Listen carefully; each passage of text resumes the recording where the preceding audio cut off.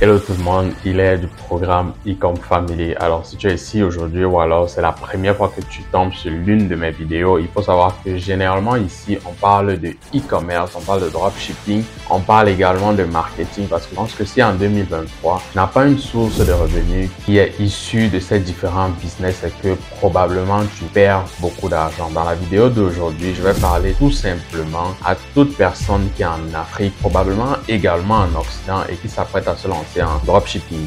Naturellement, l'état d'esprit dans lequel te trouves n'est pas forcément la même chose ou alors le même état d'esprit autant pour moi que pour celui qui se trouve en Occident, ou alors une personne assez expérimentée. Dans cette vidéo, je vais te donner un guide résumé en 10 minutes qui te permettra de te lancer en dropshipping, peu importe l'endroit où tu te trouves, mais exclusivement ce que toi, tu dois savoir si tu es en Afrique. Peu importe où tu te trouves maintenant, prends le temps de t'arrêter, attrape ta ceinture de sécurité parce que ça sera 10 minutes de valeur que tu ne trouveras nulle part ailleurs.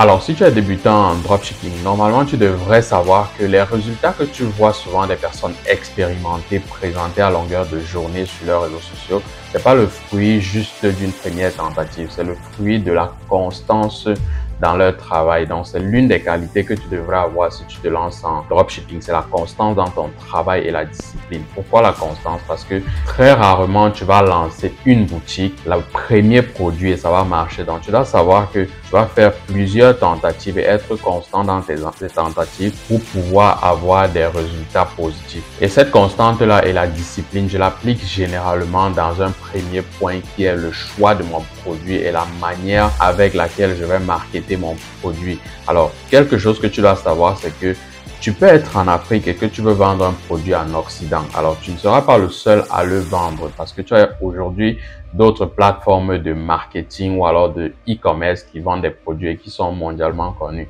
comme par exemple Amazon. Donc, lorsque tu vas choisir ton produit, fais attention que ce ne soit pas le type de produit qu'on ira directement trouver sur Amazon ou alors sur le premier hypermarché du coin comme Walmart, etc. Parce que beaucoup d'autres personnes aujourd'hui connaissent le business model du dropshipping. Vu que plusieurs autres plateformes sont arrivées avec la publicité telles que TikTok, Instagram, YouTube, Pinterest, etc. Donc les clients savent déjà plus ou moins ce que c'est que le dropshipping. Donc si tu adoptes peut-être une approche purement débutant avec des produits qui n'ont aucune réelle valeur ajoutée, tu ne pourras malheureusement pas réellement avoir des clients, même si tu récoltes plusieurs visites sur ton site. Des gens viendront sur ton site, regarder le produit, mais aller commander plutôt ailleurs ou alors sur Amazon ou bien chez un concurrent qui est beaucoup plus professionnel que toi et qui a tenu compte du fait que le client savait que le dropshipping existe et que le client aurait pu aller regarder sur d'autres plateformes de e-commerce comme Amazon. Et la meilleure manière de débuter pour toute personne qui ne sait pas vraiment quoi vendre, c'est d'écouter le marché. C'est-à-dire, le client te dira toujours quel est le produit qu'il veut à une période donnée. Il te dira exactement à quel moment. Et moi, généralement, lorsque moi je veux vendre mes produits ou alors quand je veux trouver mes produits, je trouve des produits qui marchent déjà ailleurs ou alors des produits vraiment qui sont demandés à l'instant où je vais les vendre. Par exemple, j'ai une plateforme que généralement j'utilise qui est Minea. Sur Minea, tu as vraiment la possibilité d'avoir des produits ou alors des publicités qui cartonnent actuellement en fonction du pays, bien sûr, en fonction d'une période donnée, en fonction du nombre de likes. Généralement, je viens sur cette plateforme-ci pour avoir des produits ou alors des créatives qui marchent actuellement. Alors, je n'utilise pas uniquement ça, je fais une combinaison des différents produits. Toi également qui regardes cette vidéo, tu peux essayer de savoir ce qui marche actuellement en testant l'application Minea. Si tu vas par exemple dans le lien de cette vidéo en description, tu vas voir un lien qui te permet de tester Minea avec pratiquement 20% de remise sur le forfait que tu veux. Peu importe la somme que tu vas payer, tu auras 20% de réduction dessus. Donc, Minea me permet de voir les publicités, comme je le disais, qui marchent actuellement. Ça me permet de voir les créas qui marchent actuellement. Ça me permet de voir les publications, également de voir les boutiques de mes concurrents. Si par exemple, je suis intéressé par un produit, j'ai la possibilité de voir des publicités qui marchent à la fois sur Facebook, Pinterest et TikTok parce qu'on sait que TikTok aujourd'hui, c'est l'une des plateformes qui permet de lancer plus facilement et plus rapidement les publicités, surtout si je veux lancer des publicités beaucoup plus moins chères. Alors, naturellement, tout le monde n'a pas la possibilité de s'offrir une application, etc.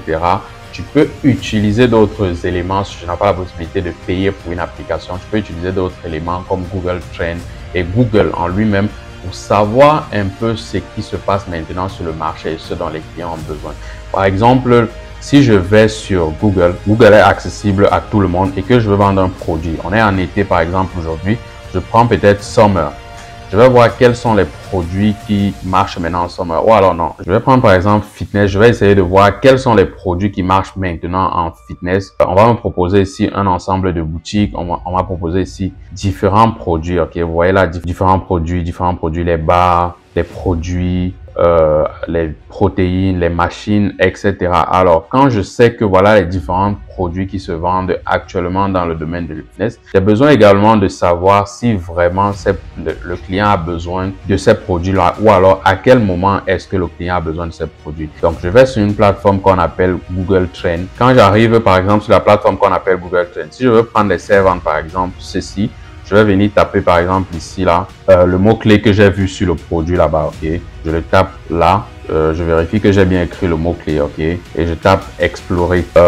Attention, très important, je vais faire la recherche sur les 5 dernières années, ok. Donc je ne fais pas sur la période actuelle, je fais cette recherche sur les 5 dernières années pour voir si à la période où je veux lancer ma boutique, c'est vraiment important de lancer ce produit à cette période-là ou alors si le client a vraiment besoin de ce produit à cette période-ci.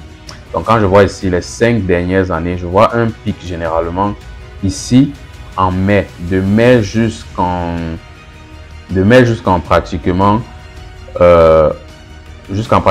juin, jusqu'en pratiquement fin mai, je vois un pic ici. Ça veut dire que c'est une période où plusieurs personnes achètent ça, mais il y a aussi des périodes basses naturellement où les personnes achètent.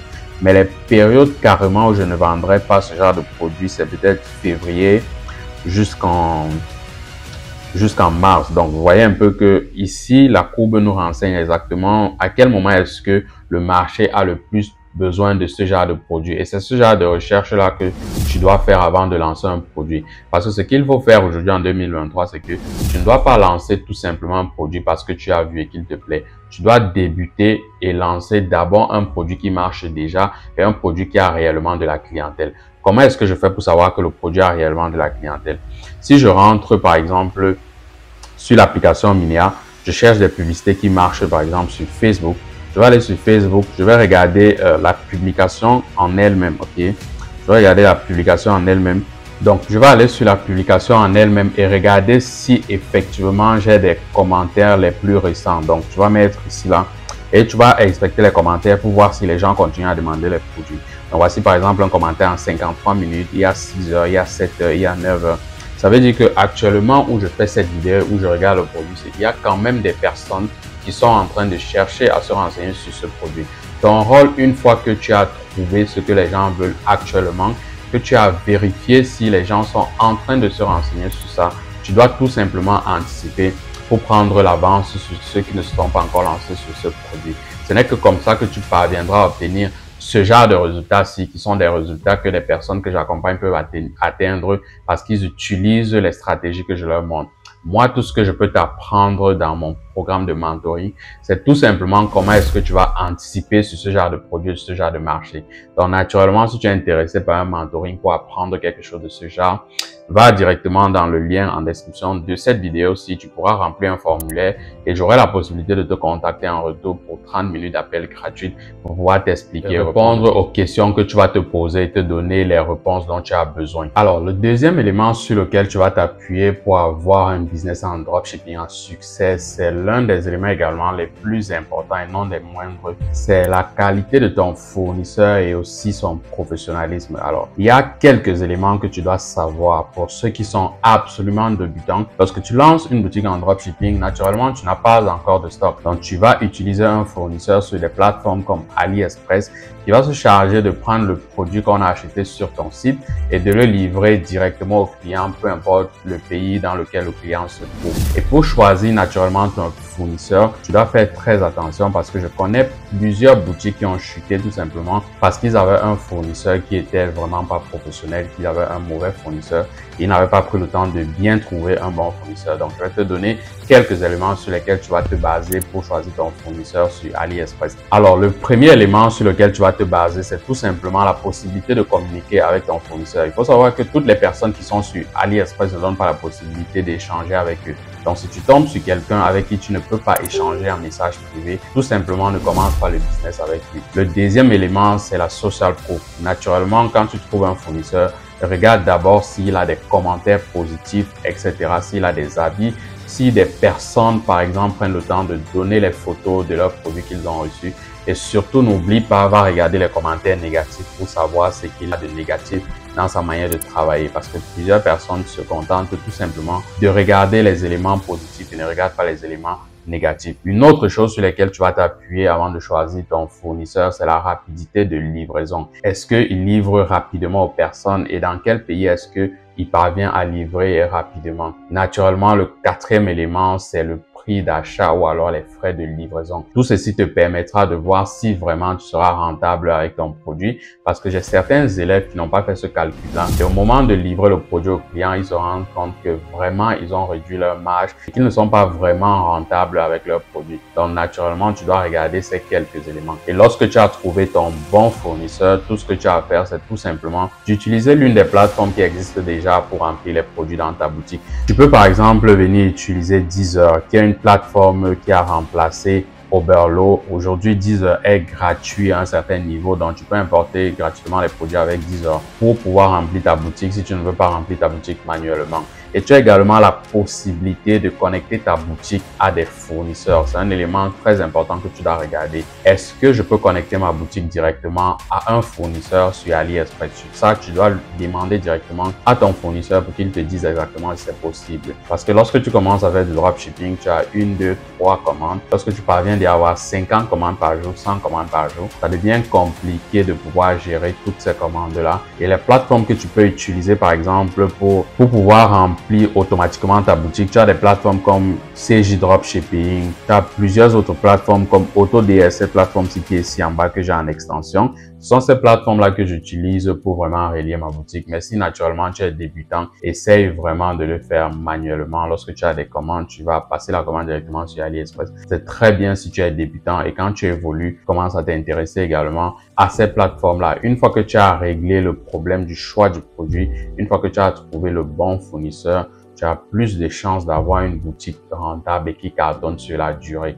Naturellement, on va passer à l'un autre élément que tu as vraiment souvent besoin de savoir si tu vas avoir une boutique réellement rentable en dropshipping. Alors, toujours dans le but de t'orienter étape par étape et te fournir ce guide gratuit qui te permettra de lancer ta boutique en dropshipping pour qu'elle marche enfin, il faut savoir que le troisième élément sur lequel tu dois beaucoup insister, c'est la qualité de tes créatives. Alors, je le dis comme ça parce qu'il y a plusieurs personnes vraiment qui font du n'importe quoi au niveau de créatif pour leur campagne publicitaire, même quand ces personnes ont le bon produit. Je reçois des dizaines de personnes en formation qui font encore ces erreurs-là. Donc, je suis obligé de les prendre en coaching pour pouvoir les orienter dans ce sens-là. La créative, c'est la chose qui permettra au client de cliquer sur le bouton pour venir visiter ton site. Donc, si tu ne prends pas cette partie au sérieux, malheureusement, tu n'auras pas de clients et tu vas dépenser ton argent en publicité n'importe comment. La créative, ça peut être une image ou alors une vidéo. Alors, tu dois savoir, par exemple, qu'il y a de cela quelques temps, quelqu'un pouvait faire ce genre de vidéo-ci là, dans laquelle tu as la possibilité tout simplement de comprendre que, en fait, il est en train de vendre un produit. Tu vas regarder là, par exemple, que à la fin de cette vidéo, and it's also is order now. Free delivery. Click the link below to order now. Tu vois que à la fin de cette vidéo-ci, on te dit tout simplement qu'il faut cliquer dessus pour avoir une commande, etc. Ça montre au client en fait que tu es en train de lui vendre quelque chose. Or, les personnes n'aiment pas vraiment sentir qu'on est en train de leur vendre quelque chose. Or, aujourd'hui, tu peux essayer de faire des vidéos comme celle-ci là.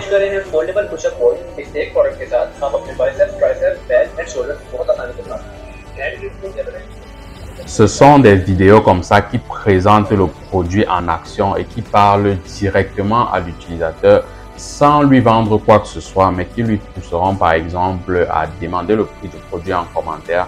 Lorsque tu fais des vidéos qui montrent par exemple quelqu'un qui est en train tout simplement d'utiliser le produit et de donner son avis, ça crée un certain type d'engagement dans les commentaires et ça pousse vraiment des personnes à s'intéresser à ce que tu fais. Les personnes sont en train de se voir vendre un produit, mais toi, tu ne t'adresses pas directement à eux. Et pour avoir ce genre de vidéos, tu peux utiliser par exemple les UGC, les User Generated Content. Ça permet en effet d'augmenter considérablement déjà l'engagement au niveau de tes publicités, mais aussi ça va te permettre d'avoir une boutique vraiment qui explose. Des personnes qui présentent un produit, tu peux les trouver sur TikTok. J'ai déjà montré une vidéo dans ce sens-là, dans l'une de mes vidéos. Tu vas aller regarder cette vidéo-ci pour pouvoir voir réellement comment tu peux exploiter les avis que les personnes ont donné sur TikTok face à un produit pour pouvoir les utiliser dans tes campagnes publicitaires. C'est-à-dire que faire des créatives d'anciennes catégories qui indexent directement le client avec une musique de passage à l'action, aujourd'hui, ça marche vraiment difficilement. Et je pense que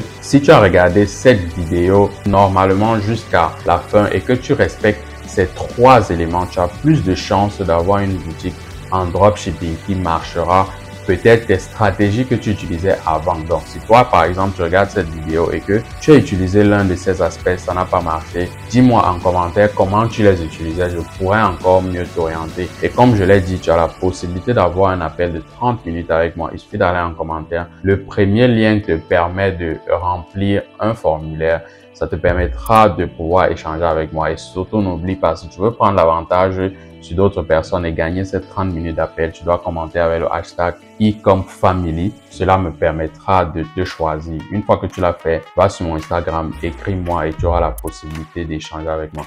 Donc, j'espère que toi qui en as pris et qui veut lancer une boutique en dropshipping ou alors même qui a lancé une boutique et qui n'a pas marché, essaye de voir si tu respectes ces différents éléments et viens me faire un retour. On verra si ça a produit également des résultats chez toi parce que moi, je peux te garantir que ça produit des résultats avec moi. Donc, je te remercie d'avoir regardé cette vidéo. C'était Hilaire du programme Ecom Family. On se retrouve pour la prochaine vidéo. Peace out.